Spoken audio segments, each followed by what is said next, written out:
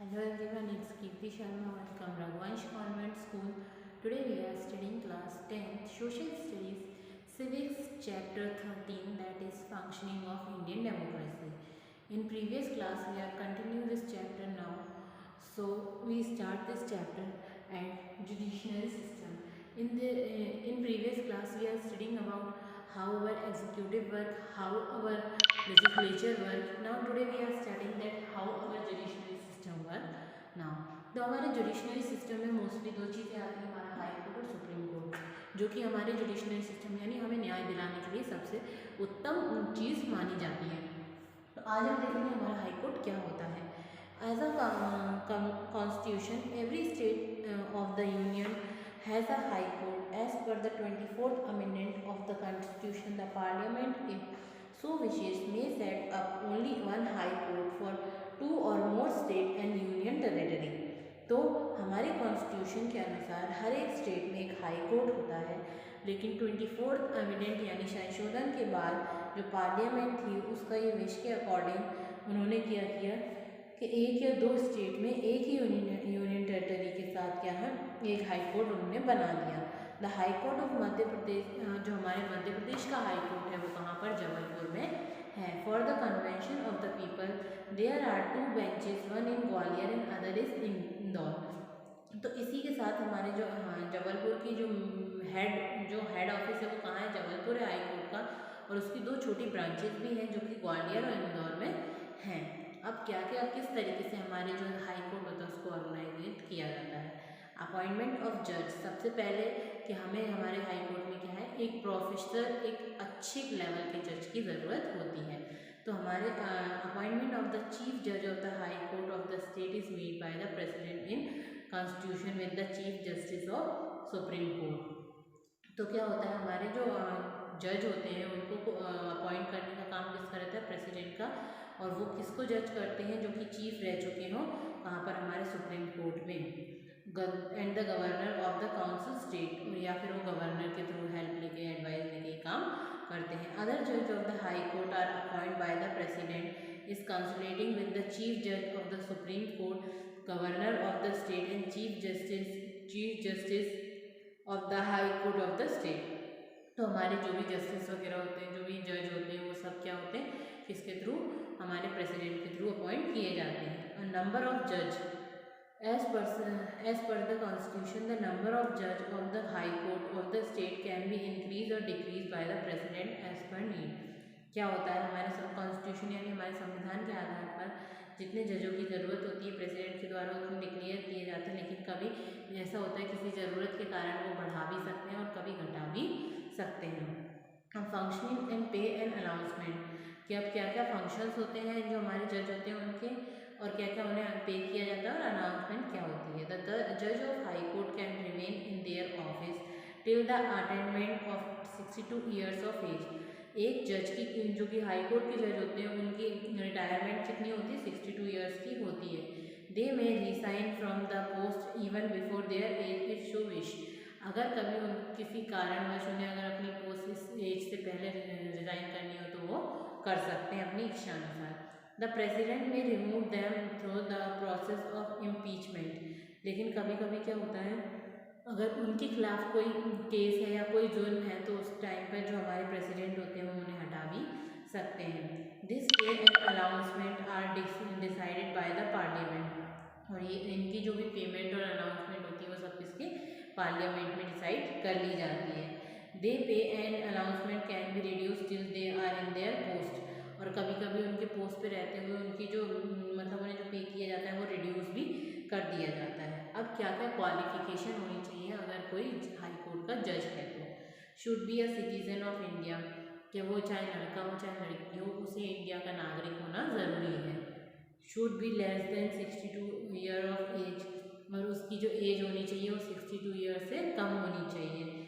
Should have work on a district and session जज for 10 years or work in an advocate in one or more high court for 10 years and the president's view should be renowned jurist. और उस व्यक्ति को जो कि हमारे high court का जज बनने वाला है उसके पास कम से कम 10 साल का तजुर्बा या एक्सपीरियंस होना चाहिए कि वो डिस्ट्रिक्ट में सेशन जज रहा हो या फिर वो कहीं ना किसी भी हाई कोर्ट में 10 साल तक कोई भी एडवोकेट रहा हो। अदर मैटर्स, अब अदर मैटर क्या होते हैं? द जज has to be taken an oath of office before occupying their post.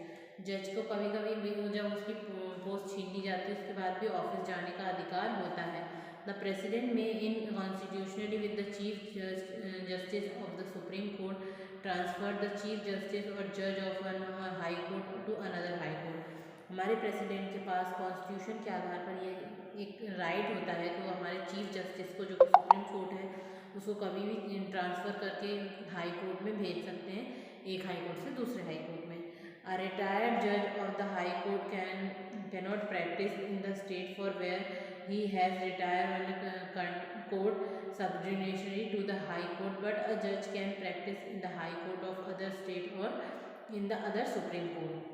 एक रिटायर्ड जज वो उस स्टेट से जहाँ से वो रिटायर हुआ है वहाँ पर प्रैक्टिस नहीं कर सकता और वो वहाँ के कोर्ट में भी नहीं जा सकता रिटायरमेंट के बाद। लेकिन अगर उसे प्रैक्टिस करनी है तो किसी और स्टेट के किसी और हाई कोर्ट या सुप्रीम कोर्ट में प्रैक्टिस कर सकता है। द वर्क और पोस्ट ऑफ जज कैन नॉट बी क्रिटिसाइज, और जो वर्क, जो काम और जो पोस्ट होती है जज की, वो कभी क्रिटिसाइज नहीं की जाती। The decision of their court can be criticise in the parliament, और जो भी डिसीजन होता है कोर्ट का वो कहाँ क्रिटिसाइज होता है? पार्लियामेंट में क्रिटिसाइज होता है। This high court has the power to punish a person found guilty or contempt of court. High court के जज को ये परमिशन होती है, ये पावर होती है कि जो व्यक्ति गलत है उसके सज़ा देने का, और कोर्ट के कंटेम्प्ट को अगर उसने कभी गलत साबित किया है तो उसको सज़ा देने का अधिकार होता है।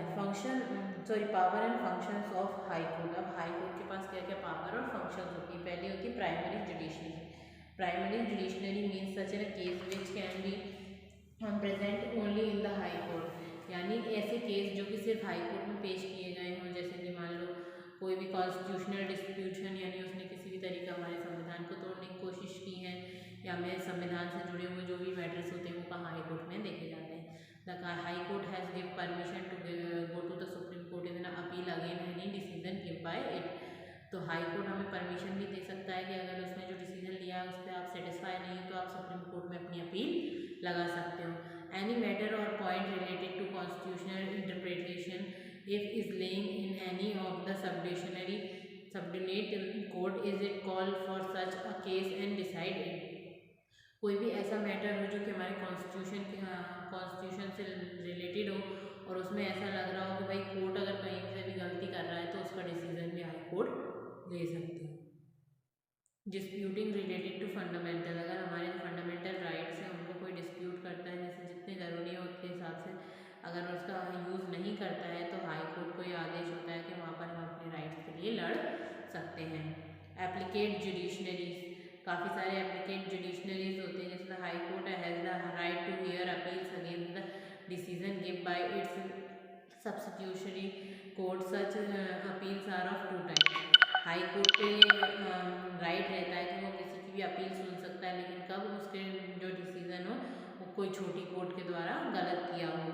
तो किस तरह की अपील्स जो है हाई कोर्ट सुनता है? पहला होता है सिविल अपील्स और दूसरा होता है क्रिमिनल अपील्स। तो इस तरह की दो तरह की अपील्स जो है हमारा हाई कोर्ट सुन सकता है। अब एडमिनिस्ट्रेटिव जुडिशनरी क्या होती है कि जो हाई कोर्ट होता है हमारा वो exercise control over the substitutionary court. जो छोटे कोर्ट होते हैं उनके ऊपर उसका पूरा कंट्रोल रहता है और वो डिसाइड करता है कि कौन से फंक्शन उस कोर्ट में होने चाहिए, और जो रिक्वायरमेंट होती है प्रोमोशन जो होते हैं वो सब किसके हाथ में होते हैं? हमारे हाई कोर्ट के जज के हाथ में होते हैं। हाई कोर्ट जज can call for any case being tried in substitutionary court, और कभी भी हाई कोर्ट जो है हमारा वो सबऑर्डिनेट जो कोर्ट होती है उसको कोई भी केस की हियरिंग के लिए बुला सकता है। राइट ऑफ जुडिशनल रिव्यू, जो भी मतलब जुडिशनरी यानी न्याय से जुड़े जो भी रिव्यूज़ होते हैं उनको देखने का काम, उन पर पूरी जांच पड़ताल करवाने का काम किसका होता है? हमारे हाई कोर्ट के जज का होता है। तो ये था आज का हमारा मेन पॉइंट, यानी हमारा जुडिशनरी सिस्टम होता है हाई कोर्ट, वो किस तरीके से काम करता है, किस तरीके से उसके पास पावर्स होती हैं, कौन कौन से फंक्शंस होते हैं, कितनी क्वालिफिकेशन होनी चाहिए, क्या क्या एलिजिबिलिटीज़ होनी चाहिए और क्या क्या उसके पास राइट्स हैं, वो सारी चीज़ें आज हमने इसमें पढ़ी। आज आज के लिए इतना ही। नेक्स्ट वीडियो से हम नेक्स्ट टॉपिक से कंटिन्यू करेंगे। Thank you for watching the video.